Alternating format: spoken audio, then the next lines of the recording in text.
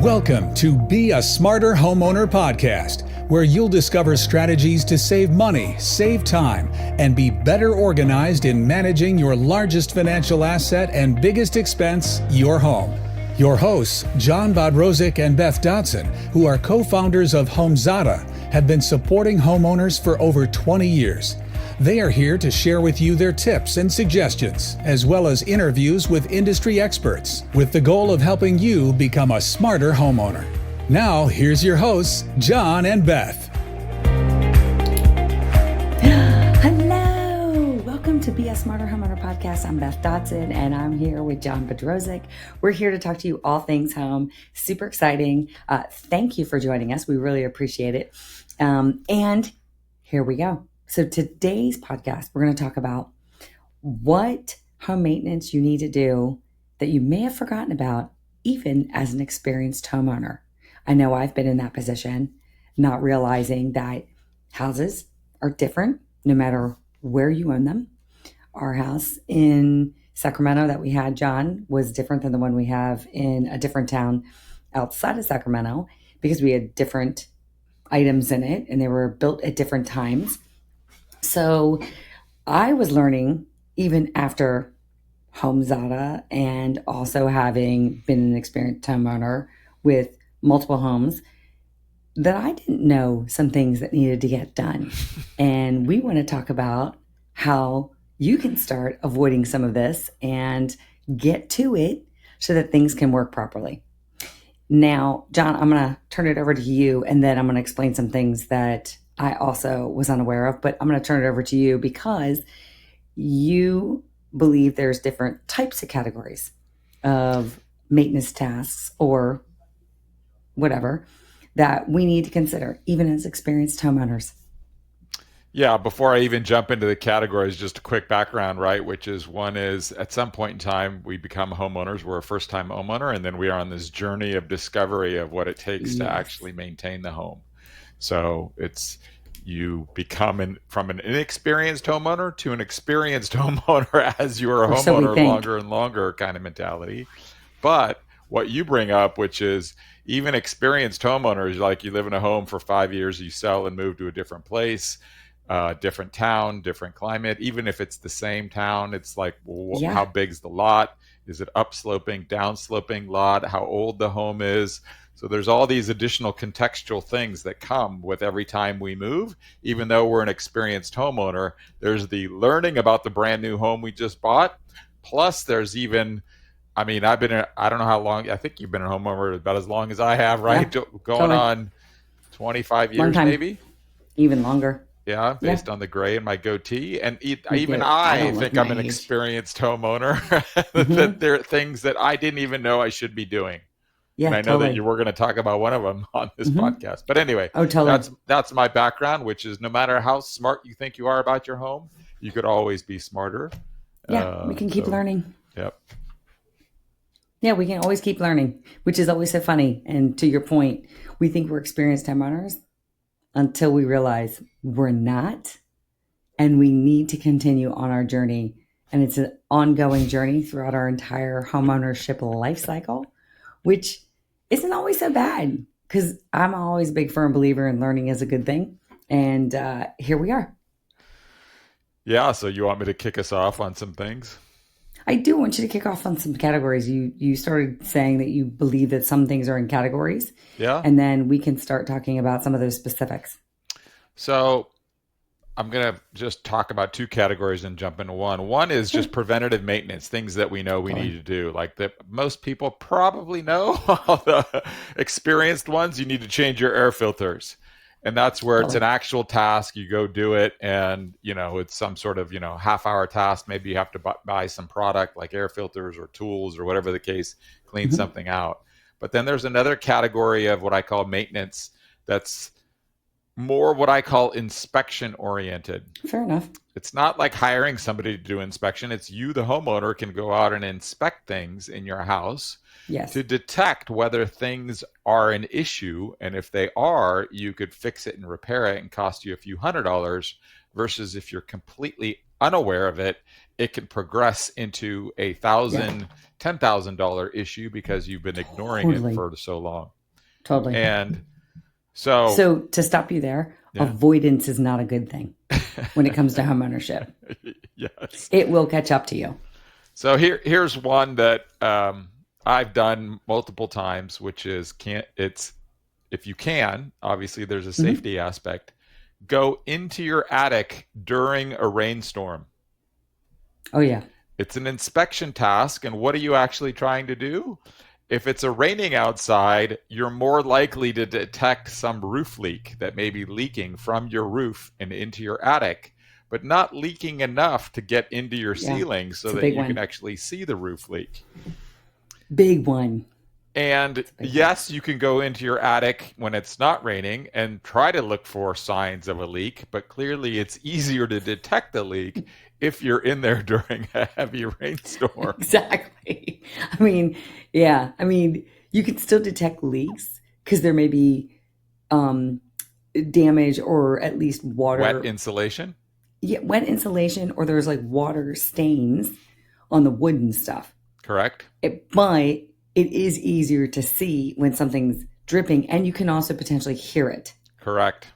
But to your point, I'm sorry to interrupt, but to your point, when you are in an attic, to John's point, what he said earlier, you have to be very careful.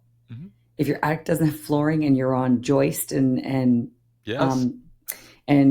roofing trusses and stuff, then you've got to be very careful because you can fall through your ceiling walls. Yes. And when you're in there, right, take a flashlight, because you may not be able to get access to all the different spots of your roof. Look at what I call the penetrations, meaning your roof has lots of pipes for venting, other vents. That's usually a source where leaks happen.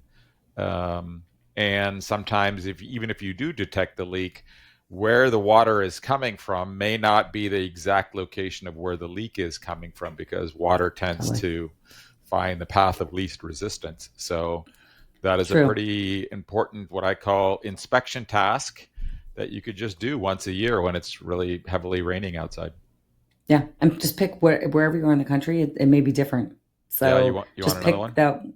Yeah, I do want another one. I have a lot of my own that I learned it's sometimes the hard way. It's the same theme, which is after the rainstorm, or perhaps maybe during it, but maybe right after, huge rainstorm, walk the outside of your house and look at your foundations. Huge. And or if you live in a house that's on a raised foundation, maybe you even open the crawl space door and get a flashlight and look under there. And essentially what you are looking for is there water accumulating around your foundation and potentially getting under and into your foundation, which becomes a potential huge issue because that can start to create settlement on your house. Your foundations can start to get unsafe. If water accumulates under your house and doesn't dry out, that could be sources of mold. So water accumulating on the outside and potentially seeping inside the foundation is a huge issue. And again, it's easiest to detect right after a huge rainstorm because you can really see puddles of water sort of accumulating and where they're accumulating. Yeah, and I'm a firm believer too, like the foundation is key, the attic is key. As you're walking around the outside of your house or even on the inside, you can also look at windows. So your windows and your doors are also tied to all of this. If there's gaps of some sort, or if you start seeing almost like streaks or water damage to your paint, something's going on. Something's amiss. And so you definitely want to check out that, but it's all kind of related. Water is like the giver of life, but we all know it can take it as easily as it gave it. So it's really important to work with water by having a structure that is protected. So yeah, I'm with you on this, even though I would hire somebody to go in my crawl space because I think that's creepy deepy, but that's my own personal opinion. And for those of you who have basements, you are lucky. Well, yeah, for the people in the basements, that's make sure your sump pump is working if you have one during a rainstorm as well. Totally. How's that for an added bonus there? Yep. Yeah. That is really good. Another one, it's recently happened to us, and it's also useful as it relates to technology. Sometimes it's like inspecting the top of your roof for potential damage. Forgot about that. Now, the reason why Beth is laughing is we had squirrels. We have a tile roof, first of all. We have a tile roof, and where all the hip and joints come together at odd angles, there's basically that because of the tile roof, there's tape that has to tape these triangular sections, roofing tape. Well, we had squirrels basically chewing through the tape and storing nuts as part of their, food strategy. Hideaway. I don't give them enough trees, so they've got to store it in my roof. Mm-hmm. Yeah. So we had to make those repairs. Inspecting the top of your roof, I think, is twofold. One is clearly there's a massive safety of, who's going to get up on the roof and look at it and what's the roof pitch. And so I'm not recommending everybody do that. You have to make your own personal safety assessment. But let's assume you can't or don't want to, for whatever reason, you still have two other options. One is you could hire a roofing company and say, hey, just come out and inspect my roof. And they'll be happy to do it, probably a service charge, but at least you're getting a proactive view.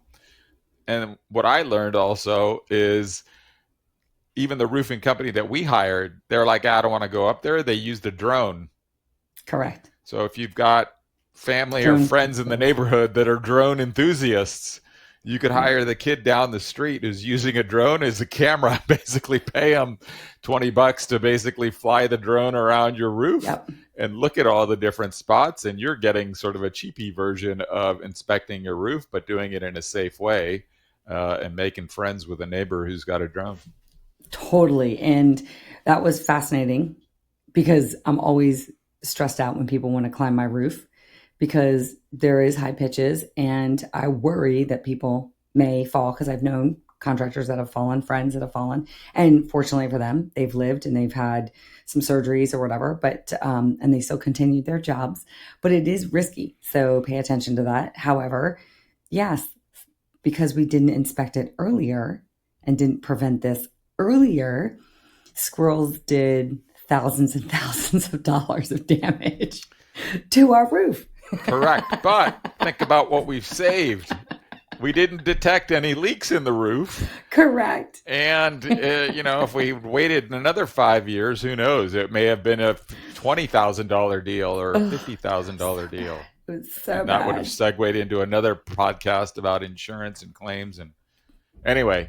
All that kind of stuff. Yes. Exactly. It's kind of interesting. So we've done stuff on critters. We're going to have to do more podcasts on critters too, because there's just so many of them depending on where you live. And I'd love to learn from other people what kind of critter issues they have to deal with. So clearly my theme on inspecting things, even if you're a smart homeowner, is essentially inspecting things that could turn into big ticket issues. Totally. And then inspecting them, you're suggesting people inspect these things basically themselves, but there's also inspectors they can go hire, AKA you just brought up that we didn't inspect our roof line with a drone, but the company we hired did. Mm-hmm. And other people can do other inspections for you. For instance, if you don't have HVAC experience, getting that checked twice a year is actually really good, because I'm a firm believer they can make minor repairs that are less costly and extend the life of your equipment, which we've had the experience of dealing with all the time, which is amazing. And I see that as a positive for a lot of reasons. One, you're not spending so much money on a new piece of equipment, whatever that is, but you're also not putting more stuff in the landfill. You're literally caring for something, so there's less items in the landfill. And I don't even know where they take HVAC equipment. I should start doing research on that. But you're not putting it there. You're literally being good to Mother Nature as much as you are being good to your own house and bills. Because all of these inspections affect your cash flow, your capital, your bills, etc. Yeah, I mean, we're trying to focus on experienced homeowners. Candidly, this is one of the 50-50, right? Some experienced homeowners realize that I should inspect my HVAC units at least once a year, sometimes twice a year. but perhaps there are some people that think they're an experienced homeowner that are not having them Mm-hmm. inspected. And yeah, that is probably a specialized skill because there are different components, right? There is Correct. the furnace, which is creating hot air in the wintertime. Yeah. There's the compressor and air conditioning unit, which is creating cold air in the refrigerant in the Mm-hmm. summertime. There's the blower, which is the blowing Yep. motor that basically pushes air into your house. And then there's all the ductwork. And so HVAC units have to deal with heating and cooling. And it Mm-hmm. has to do with mechanical parts. And is it an electric heat pump or is it a split system where it's electric and gas? So what Correct. kind of fuel is it using? There's electrical components because they have to kick on. Thermostats, all these things are working together to create, climate into your home.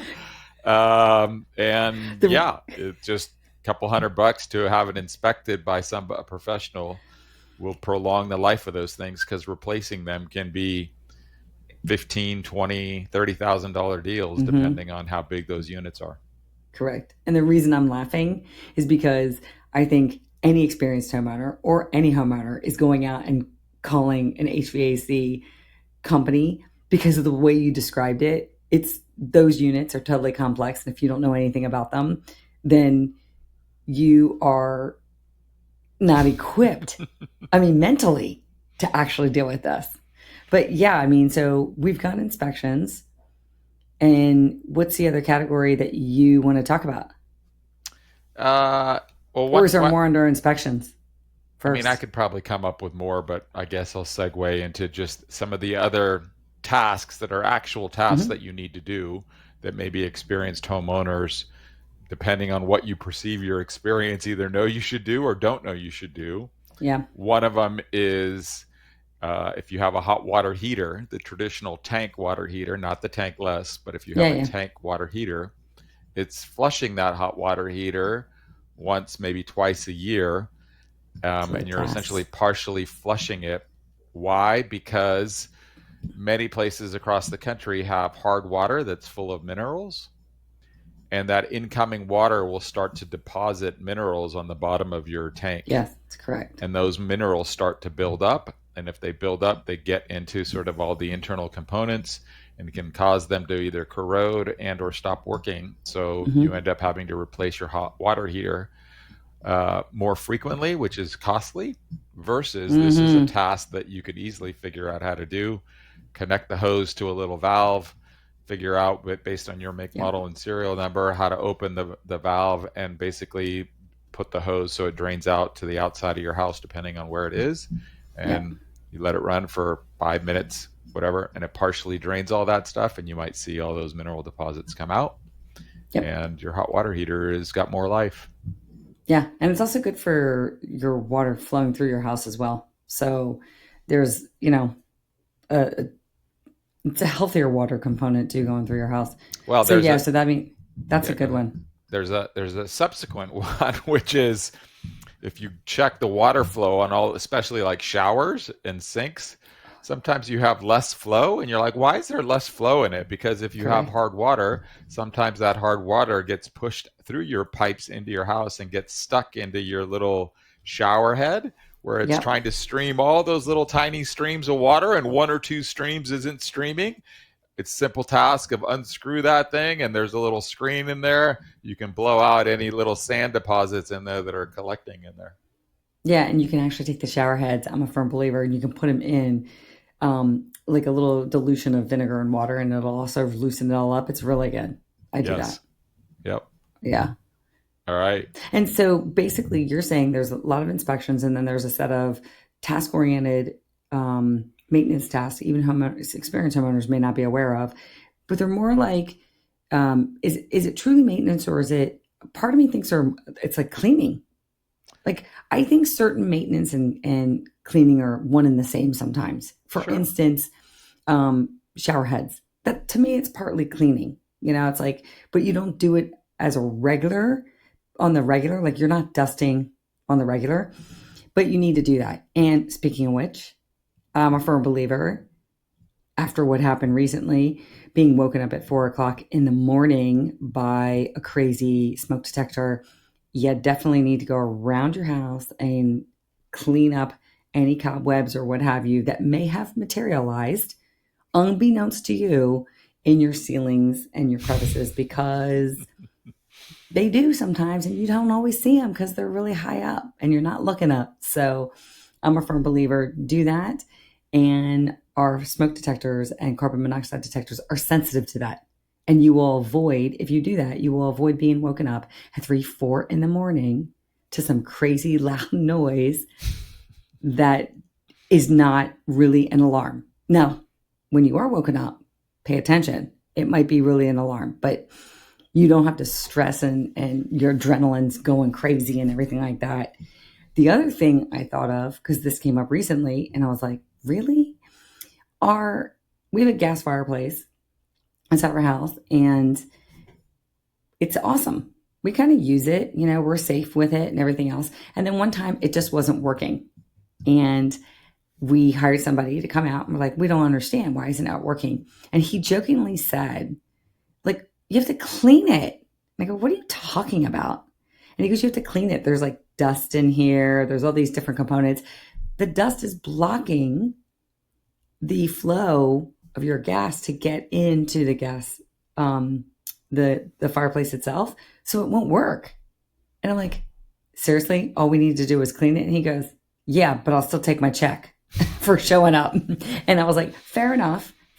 But cleaning it, this was like a 2-person job for us. And we had to carefully take off all the screens. We had to clean off everything inside. And we probably recommend people doing that. Some people say do it once a year. I don't know that I would do that once a year. I would do it probably every 3 to 5 years. If you don't use it that much, we don't use it that much. And so, but it is a 2-person job, and you do have to be careful because there's glass components and you can take the whole thing apart. And we even used Homeowners AI to help us do that as well, which was brilliant. But things like that, if you want something to work properly, you need to clean it, but it's not a daily or weekly or monthly activity that you would do. And as experienced homeowners who both never had a gas fireplace, we didn't know this. So it was a new learning journey for us as well. And we had the help of service providers and contractors, as well as Homeowners AI. It's like, can't make this up. It's brilliant. Yeah, I think it's deceiving. You think you have a gas fireplace and it looks all sealed and everything's all in there and you can't really get at it. And you're like, it's what I just thought. gas. But invariably, the gas still can burn. And when it burns, creates little soot deposits around there, and it needs to get cleaned. So yeah, it was definitely a learning process. And it's just yet another example of, we thought we were smart homeowners and turned out we weren't as smart as we thought we were. We could always be smarter. And so with that said, just on a gas fireplace thing, every one of the tasks we're talking about, there may be a safety component to it. Absolutely. So please, by all means, safety is the first priority. If you are cleaning your gas fireplace, you need to turn off your gas first. 100%. Do not like take it all apart while the gas is going and everything. Just don't do it. It's going to be crazy. You could actually die of carbon monoxide poisoning. I mean, seriously, it's that simple. And you don't know what's happening to you. Yes. And on the flip side, if you have a wood burning fireplace, it's a completely different process. There's usually what they refer to as a damper, right? Which creates airflow that comes from the top, because we all know that fire needs air, and it also needs to escape out because it's burning real wood. So you need to clean that damper, make sure it works. And then if you've used it, or let's say you bought a home that's been using it for a long time, a lot of that wood that burns creates soot that gets stuck to the inside walls of the chimney. That's probably another professional job, is to hire a chimney cleaner. Yes. To clean the inside of the wood burning chimney. It's very important, because that can actually start a backflow of either smoke in your house or a fire. Yeah. So very, very important. So a lot of people don't always know this, or they don't remember it. One of the things that it was also new for us as experienced homeowners, maybe because we had one garage at one house, but at my other house, I didn't have a garage. You really need to take care of your springs on your garage doors, and it's not something you do on a regular. It's like something you do like every 7 or 8 years. And it's really important that you actually start taking care of things and maybe even replace some parts because the garage door can come crashing down. Yeah, and it really depends on what kind of garage door you have, right? Hmm. Is it a single door that kind of goes up, or is it like our garage door, which you have like, I don't know, 4, 6, 7 panels, and the panels Hmm. kind of flex as the door is opening and closing.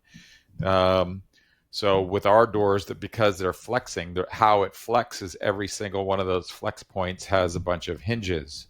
Yeah. So you can lubricate those hinges. You can lubricate the rollers. Hmm. You can lubricate the springs, which are round springs at the top of the Yes. door.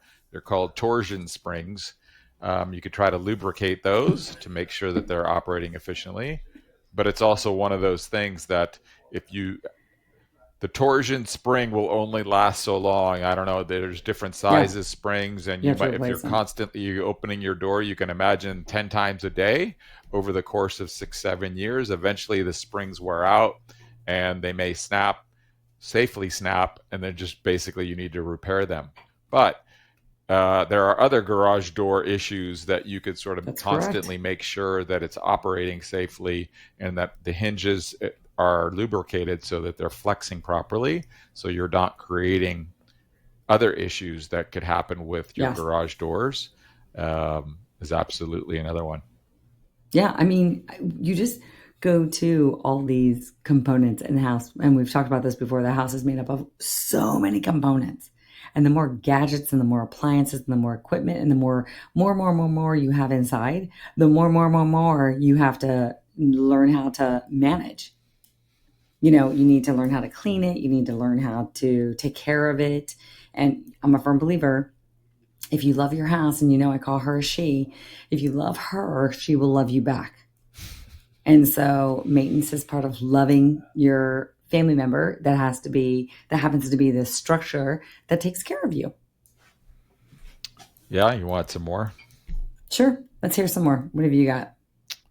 Uh, the back of your dryer is connected to a vent Oh, that heck vents yeah. hot air to the outside of Hmm. the house. And that dryer vent oftentimes it gets collection with lint, Yep. and that lint becomes a fire hazard because it can easily catch on fire, and Hmm. b, it oftentimes you can figure this out when all of a sudden it takes longer and longer to dry a load of laundry. Well, why is it taking longer? Is the back of that vent is clogged with lint, and it's not preventing that sort of hot air from sort of escaping. Now, this the length of your vent depends on where your dryer is in your house and how far it is in terms of To, however it was originally built, how far the vent is. So to get as out of the house. correct. So as an example, my mother's house, her laundry room is on an exterior wall, Yeah. and her dryer Mm-hmm. is up against the exterior wall, and so it's super short. I mean, it's like almost easy to clean Mm-hmm. because the vent is so small. Yeah. Well, with our house, we have a two-story house, and where the laundry room is, it's got to be a longer vent that goes straight up through to the Correct. second floor. It's a much longer vent, therefore, cleaning it from both the disconnecting the dryer and from the top requires a specialized dryer brush tool. And it's something that a lot of people just don't think about. Yeah, no, it's important because we do have friends who are experienced homeowners. They've been in homeownership for 20 some odd years and did not know that they had to clean their dryer vent. And I was like, get it done now. Get it And done. and Because it's if not the you don't lint trap know, that you pull no, out and pull. That's important too, but yes, no, it's the buildup in the pipe behind yes, the dryer. And they did not know that they needed to clean that. And they were like, what are you talking about? I go, you need to clean it now because they've been in this yes. house for 20 years. And You need to clean it now. And they do a lot of laundry too. here's the little tip. Lean Hmm. over to the back of your dryer and look down, and you'll see it Mm. connected from the back of your dryer into the wall. Well, that is going somewhere. You just need to figure out where that somewhere is, and that part is the part that needs to get cleaned. That's a good point too, because if you look at the back of your dryer, if you've got excess lint everywhere, it's trying to escape Yeah. because it's got so much buildup in that, and you're just, the risk is lint is flammable. So you can always use it if you need to ever start a fire somewhere, meaning inside a fire pit or something. But by all means, you need to clean it. You definitely need to clean it because it is a risk to your home. Yeah. And while you're there, you might as well look at your washer because your washer has to get hot and cold water. So there's a hot and cold water valve Totally. that basically delivers hot and cold water to your washer. Make sure that those valves are not old and rusty, and or the hose that goes from the valve that connects to your washer are not old, and potentially a lot of the old ones were rubber, and the rubber can start, especially with the hot water one, as you know, rubber can start to expand and split the seam and create a water leak. That's a good And point. then guess what? Your washer also drains water. So there is a drain that leads from the back of your washer into a pipe that drains it into your sewer system.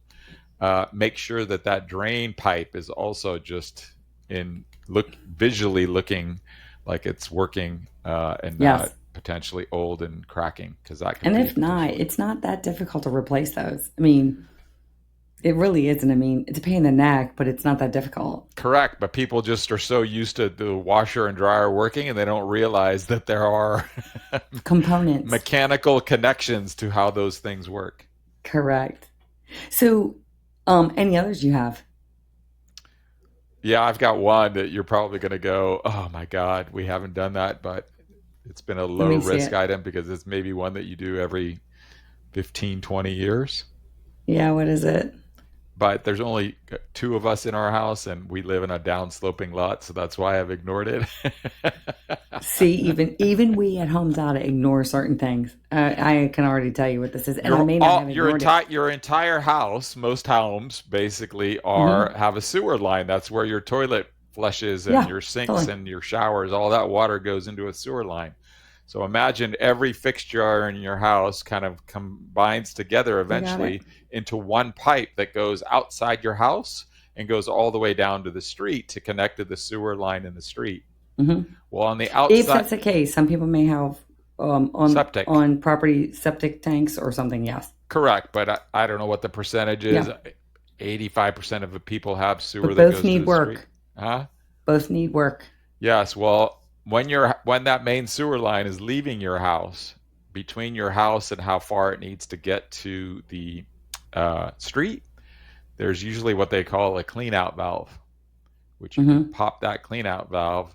And if you remember the Roto-Rooter or whatever, I mean, that's kind of a brand name, the sort of mechanical snakes that you stick down in there can basically flush that line out to make sure that you don't have any clogs in your sewer line. You realize I just added that to our list. I'm sure you did. Oh, yes. Our plumber suggested we could do it, but then he kind of said, hey, you have a downsloping lot, whatever, and whatever. Yeah, but anyway, yes. Mm-hmm. I mean, insurance companies. So when John says we have a downsloping lot, it's a benefit because things slow downward. Get it? So literally everything about this is, totally. Yes. That's Imagine a big one. if you had an upsloping lot, then you probably have a pump that has to pump that stuff because water does not flow uphill. Correct. Yes. Yes. So you have to take special care. So we're giving some big pump that items needs to be inspected. Yes. Yes, we're giving some big items. We're giving some big things that could have material impact to your home, and we're giving some big structural components as well that a lot of people don't know. And I'm trying to think of even smaller things that people need to know that maybe they're not aware of. I mean, I don't know. I'm sort of tapped out. I looked at the bulk of the things You're that I had. tapped out. See, even John doesn't like the honey-do list. So for all the people out there, I think one of the things we realize, nobody really likes the honey-do list, but it keeps your house operating properly. Yep. And she likes it when you take care of her. Yes. No, this is good. So we've got some big things that we've heard from a lot of people that they were unaware of this. they had to go make the changes and add this to their calendar, like the rest of us. We were unaware of some things. We're as human as everybody else is. We literally started Homes Auto to help us manage all of this because we were just disorganized and realized that this wasn't our true forte, and we wanted to take care of our homes. So it's like, okay, how do we do it? Yeah, therein lies the value of having a maintenance calendar that reminds you of all these tasks that either A, you don't know, or B, you forgot when's the last time you did it. So it's Yeah, going to remind you. And then, like you said earlier, even AI of being able to take photos of this stuff and click a button, how to do it, should I hire somebody, safety, all these sort of issues makes it correct. super easy. So, Yeah, no, that is amazing. And so, yeah, I do like the fact that when you have a calendar, it'll remind you of when things are done. But I do like the fact that when did I last complete this task? mhm. Because even though I'll get it on my reminder, I'll look at when I last completed it and when I last started using the items that we use. For instance, like the fireplace, we don't use it that often. Mhm. And so if we don't use it that often, then maybe I'm not going to clean it as regularly as someone else who uses it a ton every year. Because Yep. maybe they want to clean it every 1 to 2 years. We're probably going to clean it every 3 to 7, somewhere in that range, depending on how often we use it. Especially because it took us a while. Like we were very detail oriented and we were really careful. So for us, we're like, okay, one step at a time. All right, I did But think of yeah, one last one. I'll do it super okay. fast. Trees, big trees near your house. Oh, Big trees near your house have branches that hmm, may be dropping things into your roof and clogging sort of aspects of your roof. Big trees can snap and blow when you have windstorms. Big into your trees have windows. big trees have roots. Those roots can grow Hmm. towards your foundation and cause Yeah, issues. So anybody with big trees near your house, it's just something you need to be aware of, whether it's pruning the branches, cleaning the yes, roof, or assessing again those foundation things, because that could be a source of how the water is getting under your house. Um, yes. it's just a Or big anything thing. else. Yeah. I mean, like, yeah. So to your point, um, I have somebody I know. He had these birch trees, which are beautiful, and they were too close to his house, and he didn't maintain them. And they dropped all these beads onto his roof. And because in California we have tile roofs, the beads, the little buds from the trees, got between the tile links into the paper, literally disintegrated the paper, and caused all these leaks. Well, his insurance company wouldn't honor the claim because the tree maintenance was his responsibility. And it was due to lack of maintenance that the claim was not honored.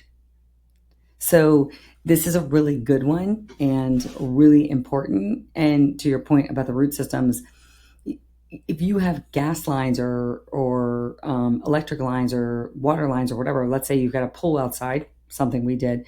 We had these beautiful trees, and something in me was just saying, I've got to cut them. I've got to cut them. And it pained me to do it. It pained me to cut these trees down. But I was worried not only for my house, but for my neighbors. Because if anything were to get damaged from these trees, I could cause a lot of damage to the entire neighborhood. And I did not want to be responsible for that. So trees are, yeah, that's a good one. It's a big one. Do we end on that? Yeah. Yeah. All right. So some of these things aren't that hard. Some of these things you can hire people. Some of these things you can do it. There's safety in everything we've talked about today. So please be very, very, very, very careful, or understand what safety measures you need to take prior to performing these tasks if you're going to do them yourself. And if you are uncomfortable, figure out how to budget and hire the right people to help you get all this stuff done.